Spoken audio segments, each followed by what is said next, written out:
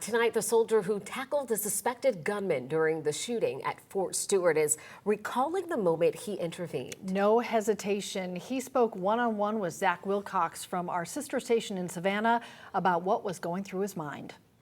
Sgt Aaron Turner was one of 6 soldiers honored for their bravery during a mass shooting at Fort Stewart. He took just a few minutes to tell us a little bit about what the morning was like from his perspective and why he felt inclined to intervene.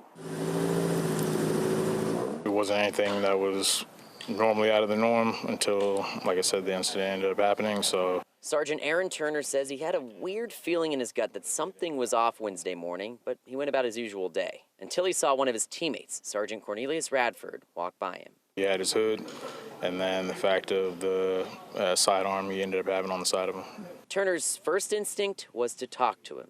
5 to 6 minutes, because trying to be able to down talk him and going from there. But when that didn't work, he said his military training kicked in. At that point, it was the safety about the staff sergeant that was behind me, trying to de-escalate the situation to prevent more casualties or being able to take the aspect of being able to disengage them. Turner was one of 6 who were honored for helping to stop the shooting or providing first aid immediately after it. I saw the smoke at the end of the hallway and I noticed there was a soldier laying on the ground, so I immediately sprinted over to the soldier and started rendering aid. Army Secretary Dan Driscoll was at Fort Stewart in person to honor the soldiers. They acted in a way that I think all of us hope we would under fire, but they did. And so we are just so incredibly proud of them. Turner is grateful for the acknowledgement, but the thing he's more thankful for is he was able to help keep the shooting from being any worse. Not too big on the spotlight, just more so just having it where it's making sure that they was taken care of and that, we could be able to move along from the situation.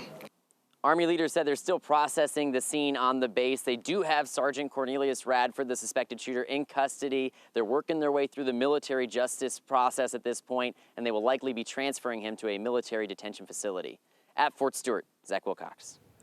The Army has not detailed the official charges that Radford could face.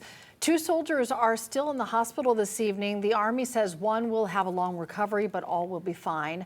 As of now, there is no indication that the Army will share the names of the 5 injured soldiers.